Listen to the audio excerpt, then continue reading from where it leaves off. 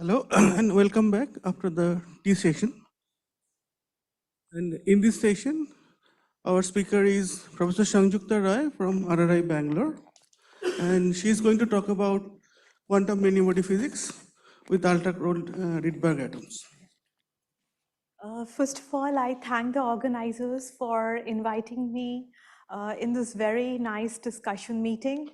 And quantum many-body physics has always been, my favorite topic of research. So today I'll be talking about quantum many-body physics with ultra-cold Rydberg atoms. The outline of my talk is as follows.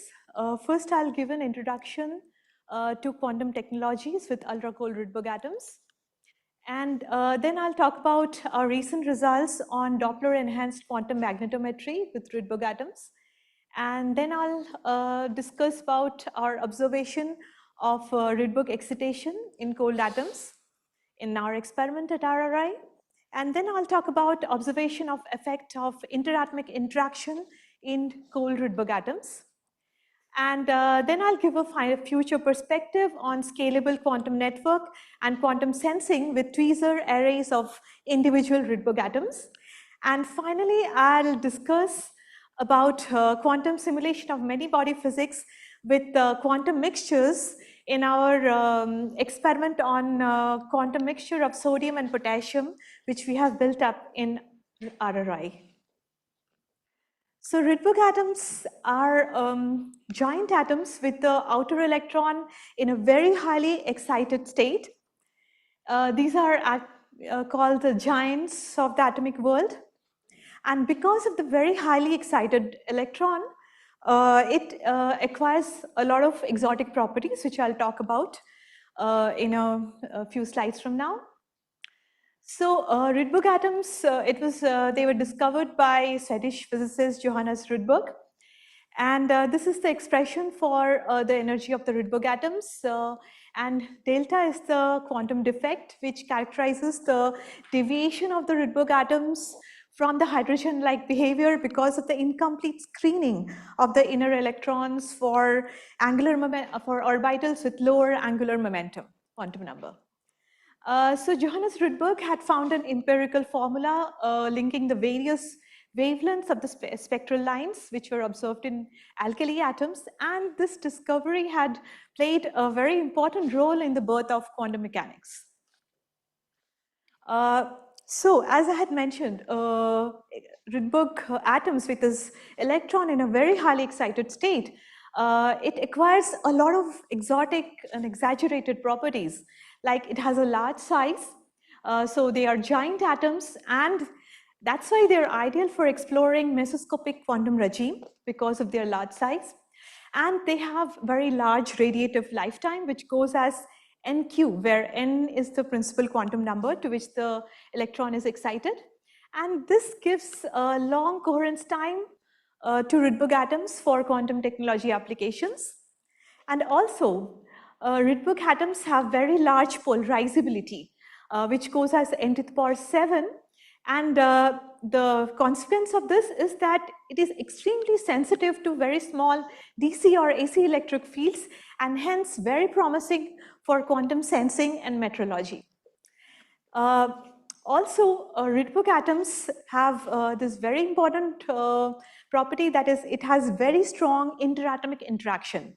So it has strong dipole-dipole interaction, which goes as n to the power 4, and also very strong van der Waals interaction, which goes as n to the power 11. And it has very important applications.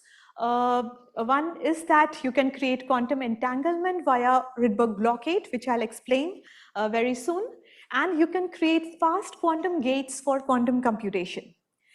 And also you can do quantum simulation of many-body physics in condensed matter systems.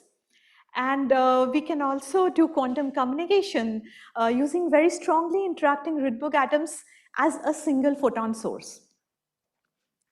So at the heart of making Rydberg atoms so promising for quantum computation is Rydberg blockade. It was nicely explained in today morning's talk by Professor Krishnendu Sengupta, but for completeness, I'll explain it again. So if you have one atom in the Rydberg state, and if you have another atom very far away, they're not interacting.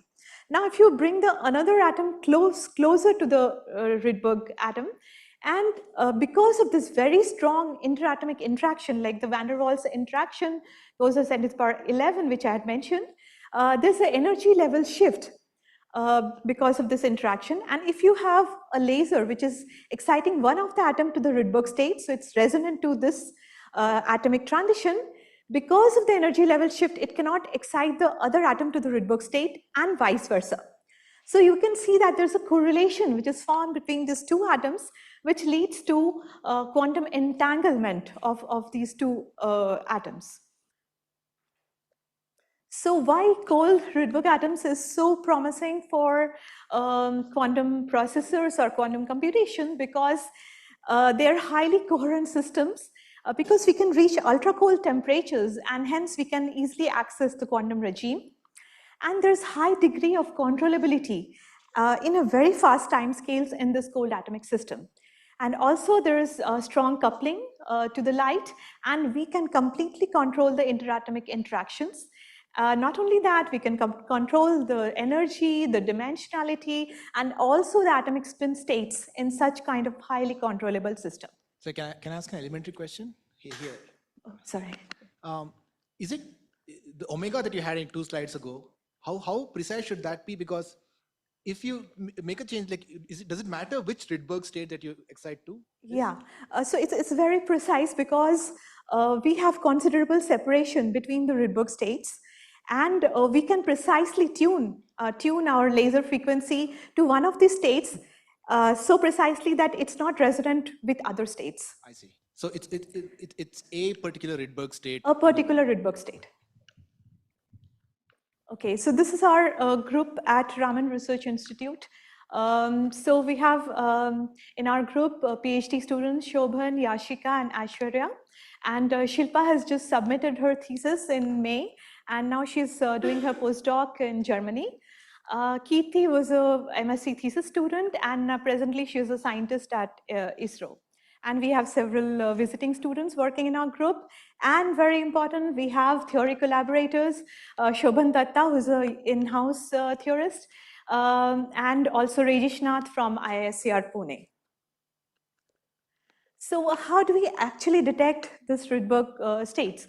So we use something called Rydberg electromagnetically induced transparency.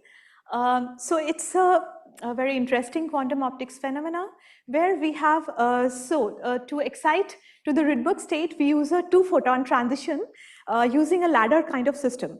So first we excite the atom from the ground state to the first excited state using what is called a probe laser at 780 nanometer, which is in infrared.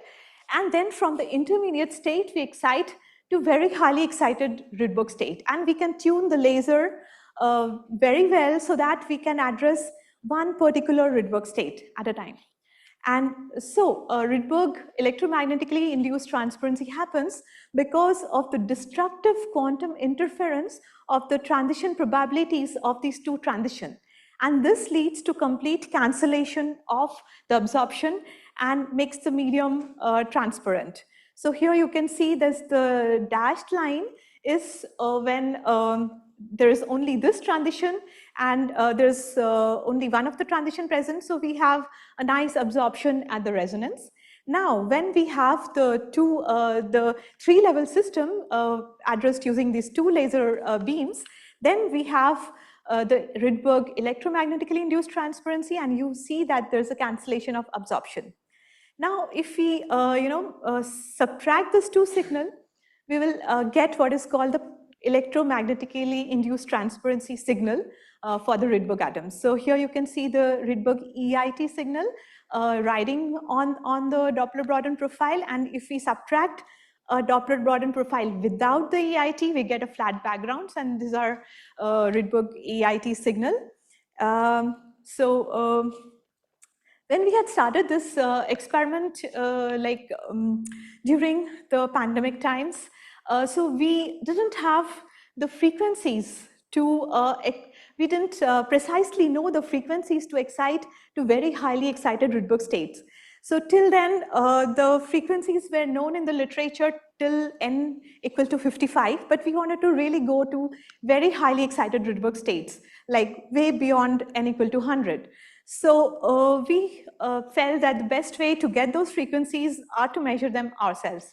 So we measured the transition frequencies from n equal to 45 to all the way to 125 using this Rydberg EIT. And here you could see this data points which are quite close together as we go to higher and higher principal quantum number.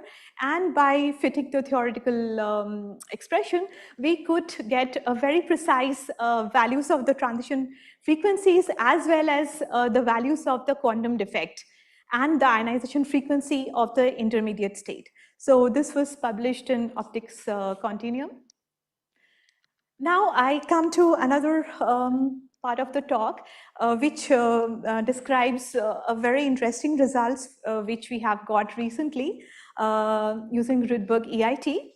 Now, when we were doing these measurements, if you see here, we were using a glass cell, and here we have to use this two probe and the coupling laser in a counter-propagating configuration to compensate for the Doppler shift as much as possible. But when we were doing the measurements, this coupling laser was very intense, and we found that a part of the laser was getting back reflected from the glass cell. And this was giving rise to another signal, and which was quite broad. And to understand it better, we put a magnetic field using a solenoid. And to our surprise, we found that this extra signal, which we found using an unconventional configuration of this probe and the coupling laser, that was giving an order of magnitude higher response to the magnetic field as compared to the exciting lasers in a conventional configuration, which is the counter-propagating one. And so we were quite surprised with this result. And during the lunchtime discussion, we discussed with Shobhan Datta, who was here on Monday. So then we found, we collaborated with him for the theoretical modeling for our experimental results. And we could get a very nice agreement with our experimental measurements, where you can see that at smaller fields, the conventional Rydberg EIT signal, the response of to the magnetic field of this conventional Rydberg EIT was hardly resolved. But on the other hand, the one which we got with the co-propagating configuration was very well resolved. And so this was published in New Journal of Physics recently, and it was also highlighted by departments of science and technology and also by the media. So then I come to the next part of my talk, which is quantum information and sensing with the cold Rydberg atoms. So this is our setup at RRI for cold Rydberg atoms. So here you can see the vacuum chamber, where we have like very ultra high vacuum, which is like 10⁻11 millibar, which is like 100 billion times lower than the atmospheric pressure. And here we use laser cooling and trapping to get a cloud of cold atoms. And we got like around 22 microkelvin temperature after subdoppler cooling. So I'll not go into details of the laser cooling because it will take a lot of time, which is a subject, which can be a subject of a lecture. But we get a cloud of very cold atoms. And this is a very highly controllable system because we can control all the parameters in this system. So we have two complementary detection systems for our cold atomic cloud. So one is we have a EMCCT camera with very high spatial resolution. And on the other hand, we have a single photon counting module based on avalanche photodiode, where we have very high timing resolution, which we can resolve the signals in time to around 5 nanoseconds.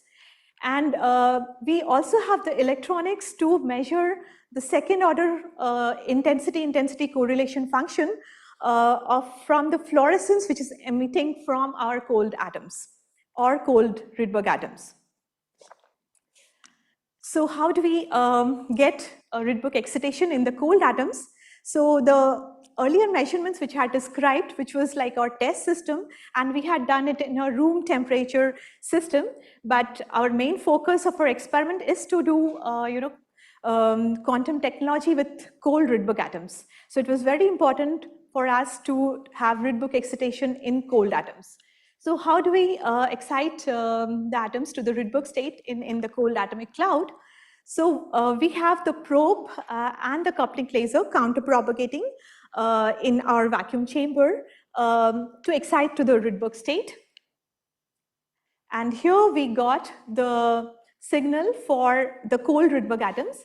So this is actually a Otler-Town splitting signal. So this is different from the Rydberg EIT signal, which I had described earlier. So this Otler-Town splitting happens because for the probe laser, we are using the cooling laser beams, which we use for creating these cold atoms.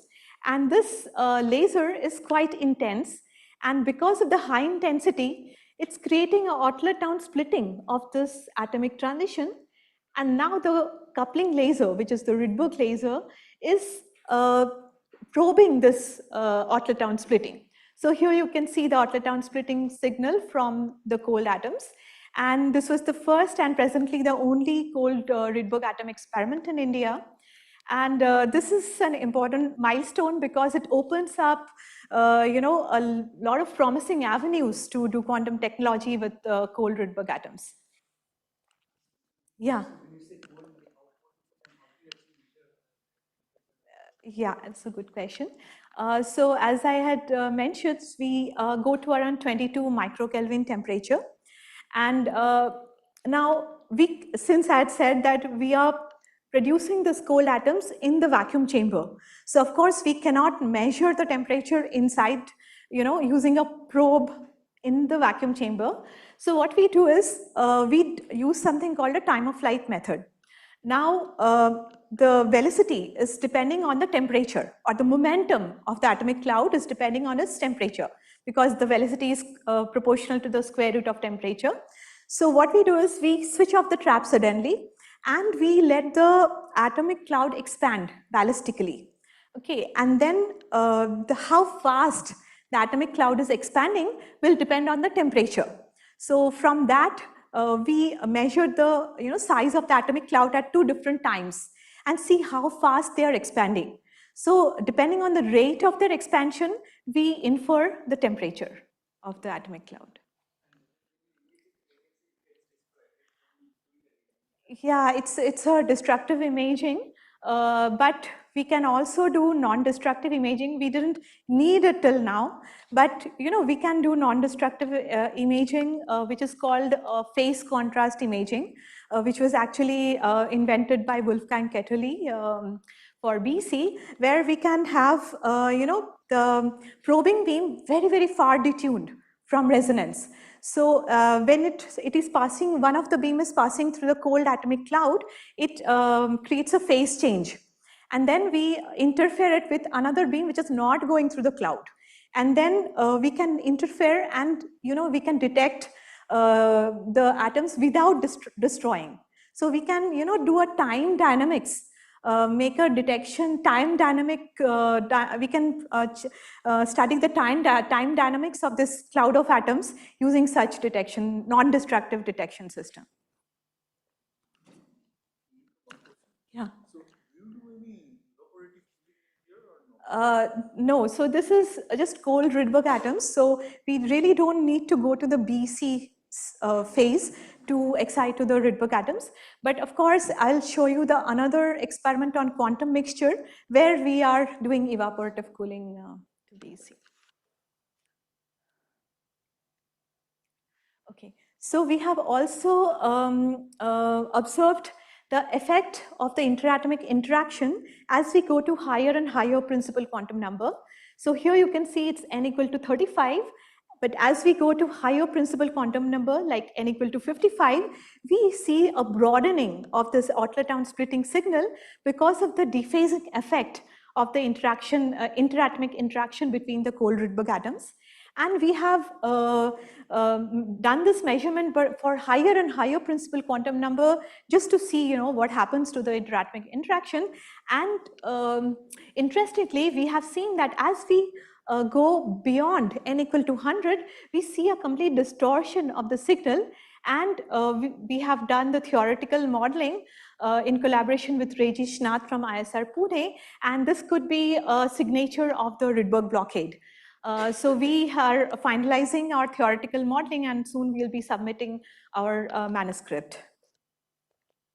So another interesting phenomena which we want to look in our cold atomic system is that we want to load this cold atomic cloud in a one-dimensional dipole trap.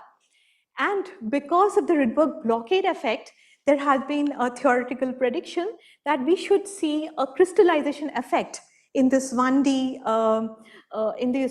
cloud of cold atoms due to Rydberg excitation. So this we would like to explore in our experiment. And also the fraction of the Rydberg excitation that should follow a scaling law, scaling behavior with the principal quantum number. So we would like to go to higher and higher principal quantum number and look at the scaling factor which will come from the measurement of the fraction of Rydberg excitation. Our Rydberg excitation has to be very stable for various quantum technology applications such as quantum computing or looking at creating quantum entanglement between Rydberg atoms. So we are locking these two lasers for the Rydberg excitation to a cavity so that we can reduce the line width of the laser to very, very small value like below 1 kilohertz. So generally this laser line width, that means how precise your laser frequency is like of the order of 500 kilohertz. So we would like to use this technique to reduce this laser line width to very, very small values like less than 1 kilohertz so that we can have a long-term stability of this excitation to the Rydberg states. So the next step in our experiment is to look at single atom trapping for Rydberg excitation. So for this, we have created optical tweezer with very small focal spot. Now the cold atomic cloud which I had shown would be acting as a reservoir, and we would be picking up individual atoms from this reservoir of cold atoms. Now to have a single atom trapping, there is a very crucial requirement is that the focal spot of this optical tweezer has to be of the order of 1 micron. So this is quite challenging, and for this we have put 2 high numerical aperture lenses inside the vacuum chamber so that we are able to get this very small focal spot for this optical tweezer. Now why do we need such small focal spot or focal volume? So that if there are more than 1 atom in this optical tweezer, because of this very small volume of trapping, they will undergo inelastic collisions. And then because of the release of the energy, both of the atoms will go out of the trap. And so what will be remaining is either 1 atom or 0 atom. So that will ensure single atom trapping in this optical tweezer. So we have made significant progress in this direction. And since I had mentioned we cannot measure inside the vacuum chamber, so we have made a whole experimental setup for measuring the focal spot outside the vacuum chamber, and we have used interferometric method to measure this focal spot because we cannot use it with any commercially available beam profiler. So we used interferometric method to count the fringes and measure the focal spot size of this optical tweezer, and we could get sub-micron focal spot, which enables us for having single atom trapping in these optical tweezer. So this is a 3D schematic of our setup for measuring the focal spot. So why single atom trapping is so important? Because with individual atoms, we have the ability for controlled engineering of the quantum state. And also the single quantum system is necessary to process or encode information at the quantum or the microscopic level. And we can explore quantum physics at the microscopic level.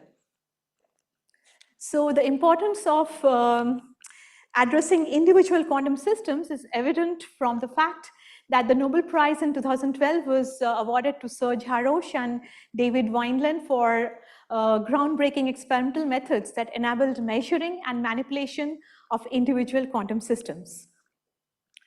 So we already have the optical setup in place for creating this optical tweezer for single atom trapping.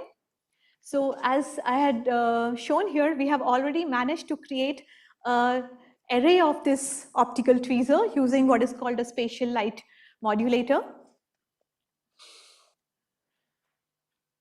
So let me discuss about some of the future directions we would like to explore in this cold Rydberg atom experiment. So two of the main direction is quantum information and quantum sensing with cold Rydberg atoms. So the idea is to arrange this optical tweezer in a 1D or a 2D array and trap individual atoms in each of this optical tweezer. And then we do Rydberg excitation of these individual atoms in the optical tweezer and create quantum entanglement between them. So the idea is to make a large scalable network of this individual atomic qubits using Rydberg atoms in this array of optical tweezer. Yes.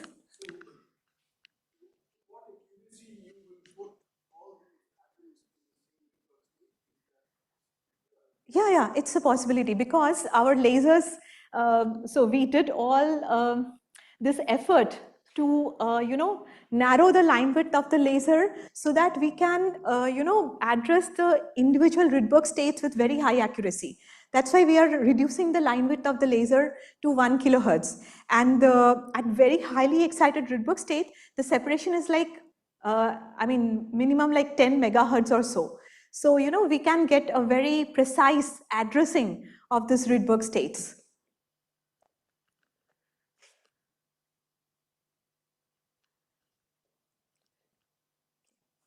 So, as we know that in a microscopic system, which mostly obeys single particle physics, and in macroscopic system, it's dominated by many body physics, but the regime in between, which is the mesoscopic regime, is very interesting and intriguing. And Rydberg atoms with this giant size is just the right kind of atoms to study this very interesting mesoscopic regime.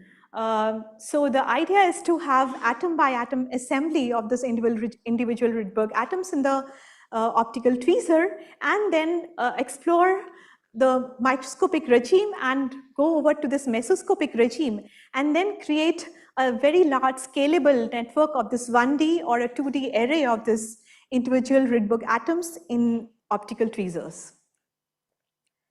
And using the spatial light modulator, which we use to create this tweezer array, we can not only have a 1D or a 2D array of this optical tweezers, but we can arrange them as we wish. Like we can also create triangular or a square array of this optical tweezer, and we can look at antiferromagnetic ordering in this triangular or square array, and possibly address open questions in quantum magnetism with this very highly controllable quantum system.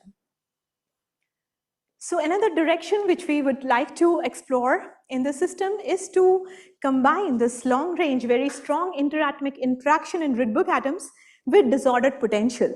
And this kind of system has not been explored very much, and probably we can explore new quantum phases in such kind of system. So as I had mentioned, Rydberg atoms has very large polarizability, which goes as n to the power 7, where n is the principal quantum number.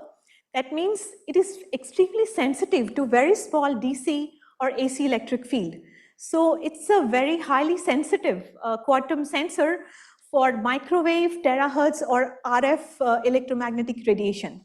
And it has a lot of very important practical application. So depending on which energy levels we are choosing, we can do quantum sensing of microwave or terahertz, and at very highly excited states, we can do quantum sensing of RF radiation as well. So with individual Rydberg atoms, we can probably beat the standard quantum limit using quantum tricks such as squeeze states, which we can create, and probably reach the Heisenberg limit, which is the holy grail of quantum measurements. So as I have presented that cold Rydberg atom in an optical tweezer array with individual Rydberg atoms, it is a versatile platform where we can explore various regimes of quantum technology. We can do quantum computation, quantum sensing and metrology, quantum simulation of many-body physics, and not only that, we can emulate complex solid-state systems. And because of the fast time scale which we can explore, we can also study ultra-fast quantum dynamics in such a system. And because of this very large polarizability, we can use Rydberg atoms as a dipole antenna for observational astronomy. So this is one part of my talk. I still have 10 minutes, so I'll quickly talk about the quantum mixture experiment at Raman Research Institute, which we have built up, especially for doing many-body physics with quantum mixtures and optical lattices. So quantum simulation, it was the idea by Richard Feynman, who suggested that one controllable quantum system can simulate another. And quantum gases in optical lattices can emulate electrons in solid state lattice. So how do we create an optical lattice? So we have a laser beam, a trapping laser beam retro-reflected on itself, and it creates a standing wave pattern, and we can trap atoms in each of these anti-nodes of the standing wave pattern. So this would emulate electrons in a solid state lattice. So it's a very highly controllable system because we can control all the possible parameters. We can go to different dimensions. We can change the lattice geometry. We can control the tunneling between the lattice sites, the on-site interactions, the next neighbor or the long-range interactions, and also the external potential, the shape of the external potential. And in this kind of system, because of the high degree of controllability, it can explore the parameter range, which is well beyond achievable in the original system, which we want to do quantum simulation of. So for example, in different configuration of the optical lattices, of the optical lattice beams, we can create different kinds of geometry of this optical lattice, like checkerboard or honeycomb lattice, where we can explore graphene physics. So we can go to different dimensions. For example, if you have a 1D optical lattice, we can create an array of two-dimensional, of a condensate of two-dimensional geometry. And if you have a 2D lattice, we can create 1D geometry in such a system. And of course, in a 3D optical lattice, it's well confined in each of the lattice sites. So there are very numerous examples of very important quantum simulation of many-body physics with quantum gases in optical lattices, like superfluid to Mott insulator transition, BCBCS crossover, simulation of graphene physics, Anderson localization, and BKT transition, and also vortices and Tongs-Girardeau gas. So these are a very important quantum simulation of many-body physics, which demonstrates that with very controllable cold atomic system in optical potentials, we can do the quantum simulation of these variety of solid state systems. So one of the most prominent example of this quantum simulation is the observation of superfluid to Mott insulator transition, where we can change the interaction in each of this lattice site and observe the phase transition from superfluid to Mott insulator state, where in the superfluid state, we have a long range coherence, but in the multi-insulated state, we have perfect correlations in the atom number. And because of the high degree of controllability, we could explore this physics in a very clean system.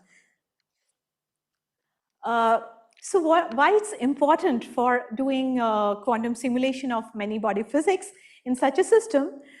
Because as we have seen that, small children play with Legos, and they can, arrange these Legos in different configuration to make beautiful structures. So we can, use this different kinds of configuration to do a quantum simulation on different kinds of materials and explore the physics of materials by, just changing the arrangement of these atoms in different configurations, and probably explore open questions in quantum magnetism as well as high temperature superconductivity. So this is the schematic of the experiment on quantum mixtures, which we have built up at Raman Research Institute. So this is the actual photograph of this experiment, where we have a quantum mixture of sodium atoms and potassium atoms, which we will be using to explore quantum many-body physics. So to create this quantum mixture, we have done some innovations. For example, we have created a setup for creating a very cold atomic beam to load this cold atomic cloud, and we could get very large numbers of sodium and potassium atoms. Like we got 10 billions of potassium atoms and 500 million of sodium atoms in this setup. So this is the picture of cold potassium atoms and cold sodium atoms in our system. And this we have used, we are exploring towards a quantum degenerate mixture of these cold sodium and potassium atoms to make a Bose-Bose or a Bose-Fermi mixture of sodium and potassium atoms in this setup. So one interesting experiment which we have done recently to explore the interatomic interaction in such cold cloud of atoms we have explored or measured the effect of light-assisted tunable interaction on the response function of cold atoms in such a system. So what we have done is that we have, given a push to this atomic cloud and saw how it moves inside the trap, and is the motion different when there is a strong interatomic interaction. So for this, we have deliberately changed the interaction of this potassium atoms using photoassociation resonance, where you can, using a photoassociation beam, we can tune the interaction between these potassium atoms. And to our surprise, we have seen that using this, change of interaction, we could, change the response function from an overdamped to an underdamped behavior. Here you can see. And we have collaborated with Supurna Sinha and Urvashi Satpathy for the theoretical modeling, and they have used quantum Langevin equation to do a very nice theoretical modeling, which agrees very well with our experimental results. So here is, you see this overdamped behavior when we don't have the change of the interaction, and then it goes to the underdamped behavior as soon as we tune the interaction. So I come to the last part of my talk, the future perspective which we want to do in this quantum mixture experiment at Raman Research Institute. So we would like to explore the mixture of bosons and fermions, the Bose-Fermi mixture in such a system, where as we know that in the standard model, most of the interaction between the fermions is mediated by gauge bosons. For example, in the atomic nuclei, the gluons, which are bosons, is mediated the interaction between the quarks to give the strong force. Then the electrons are dressed by the lattice vibrations to form polarons. And also in superconductors, the electrons, which are fermions, the phonons are mediated the interaction between these electrons to form Cooper pairs at Fermi energy. So Bose-Fermi mixture is a versatile quantum many-body system, which is, which shows the interplay of quantum statistics, inter and intra-species interaction, and also the relative number of bosons and fermionic components. So there are many interesting physics which we can explore in such a system. For example, as we know in conventional superconductors which show S-wave symmetry in the Cooper pairing, but in unconventional superconductors, in some of them, like the cuprates or the organic superconductors, they show D-wave and also P-wave symmetry. So can we explore this kind of phenomena in our Bose-Fermi mixture? It turns out, yes, we can do.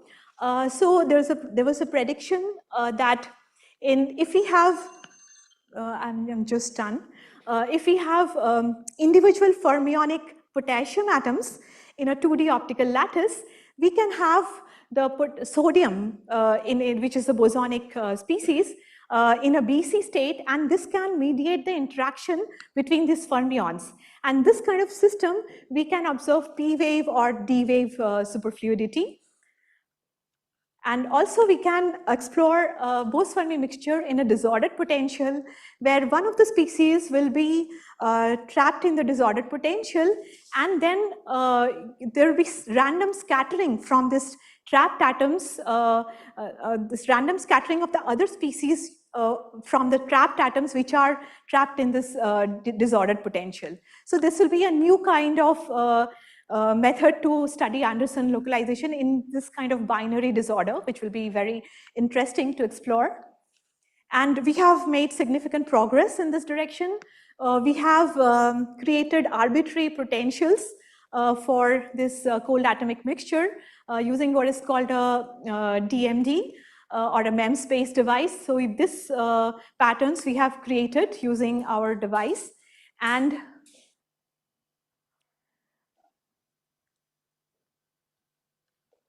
so last year was our 75th year celebration of Raman Research Institute, and we have also created this using our device as a tribute to C.V. Raman.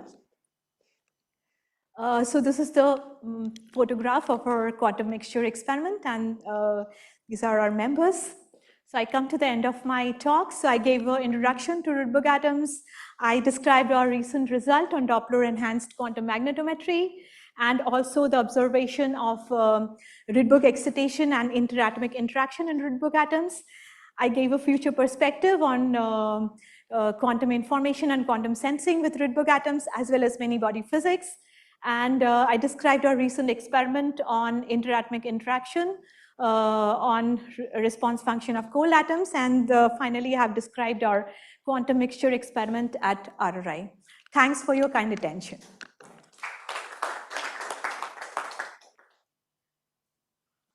Yeah, questions, please. Sanjukta, if I may, two questions. One is that in this cold Rydberg atoms, when you address each atom individually, you need a really narrow laser, right? Yes, yes. But this also means that you need to put two atoms at a sufficient distance with each other. Yes. So in that situation, is it possible to generate a Rydberg blockade regime where, so you can still tune this so that you are not going to have two Rydberg atoms at neighboring sites? Yes, yes, it's definitely possible. So we have planned this all out. We can have the tweezer separation of order of few micron. And at very highly excited Rydberg state, we can have the blockade radius more than 10 micron.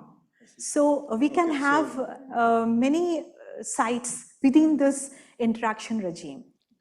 And the second one is that when you do this Bose-Fermi mixture, what is the typical coherence temperature for these fermions? I mean, can you go below that? Sorry? So what is the typical coherence temperature for these fermions? Can you go below that in your cooling? Yes, yes. I mean, we can, make all sorts of manipulation of our traps. So we can go to really very low temperatures. For example, we can make a very shallow trap. I have myself, when I was doing my postdoc in Florence, went to really cold temperatures like 10 nanokelvin temperatures.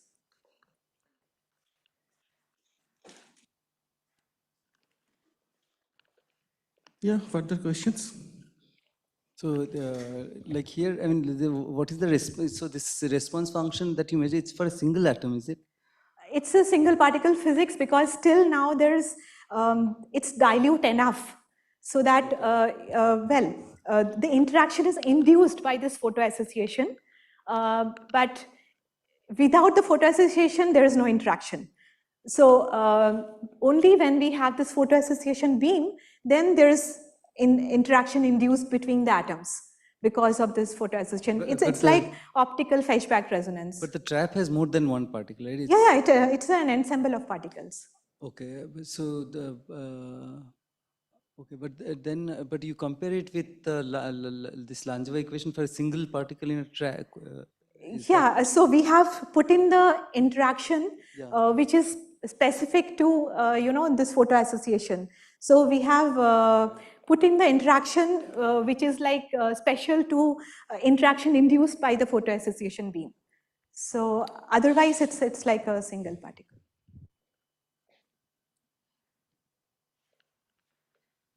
Questions?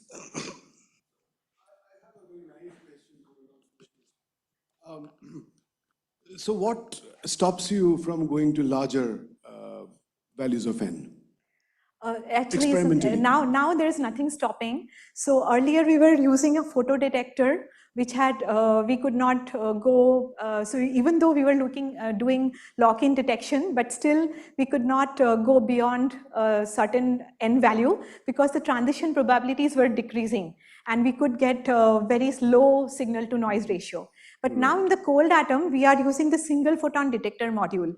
So now we don't have that limitation. We can go to any value, even beyond 200 in principle. Okay. But would that help you in your experiments? Because because the transition interaction will increase. True. So the range of interaction will increase because it goes as the principal quantum number. So if you go higher and higher Rydberg states, we have a larger Rydberg blockade radius. Now we can have more number of optical tweezer in a single blockade radius. But would your laser line width be adequate to Like now? 1 kilohertz or so, and as we go to higher and higher principal quantum number, it's like few megahertz or so, the spacing, so we are very safe. You're We can okay with very that. precisely address the Rydberg states.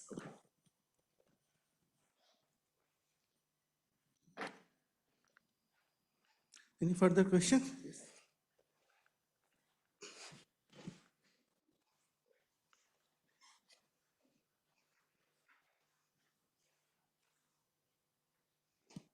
How long do these atoms stay coherent and so on, so that, you know? Yeah, it's a good question. So the coherence depends on the lifetime of the Rydberg states. So higher we go in the principal quantum number, higher is the lifetime.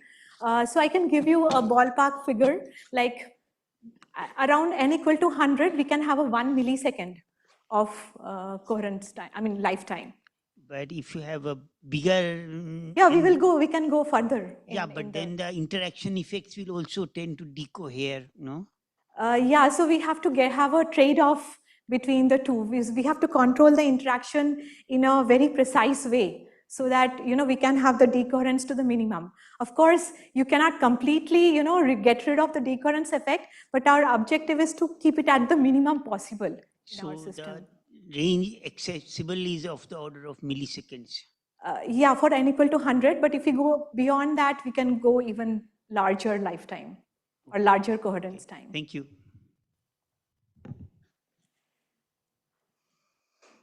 Any further questions? Yeah, I have a curiosity. So in general, in your experiment in cold atom system, how do you create the disorder potential or control tunneling between? Yeah, so we can create disordered potential in two ways. One is using what is called a speckle potential. So we pass the trapping beam through a what is called a diffuse glass plate. So it creates random phases in this light, in this laser beam, which is going to trap the atoms. And because of this, it creates the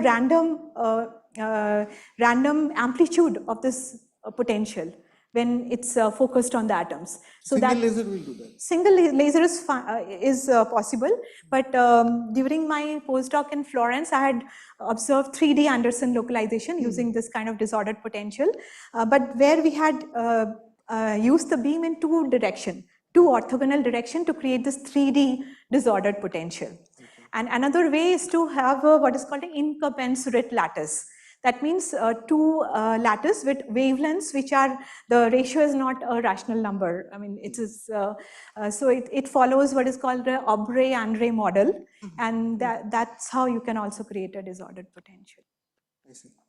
And for example, if I want to control tunneling between the two atoms, so that I can do with the laser, right? We can control the amplitude of this potential. We can control the interaction between these atoms. So we can very well control the tunneling in between this. And suppose the on-site interaction, like Hubbard interaction, I can tune with the laser in. So we can use Feshbach resonance to tune the interaction, and also we can tune it using by changing the depth of the potential as well, because it changes the density and the interaction. And another curiosity, are you also planning to look for some topological phenomena? Like yeah, that's really very interesting, which topic of research we would really want to explore in this experiment. Okay. So if there is no other question, let's Sanjukta for the nice talk.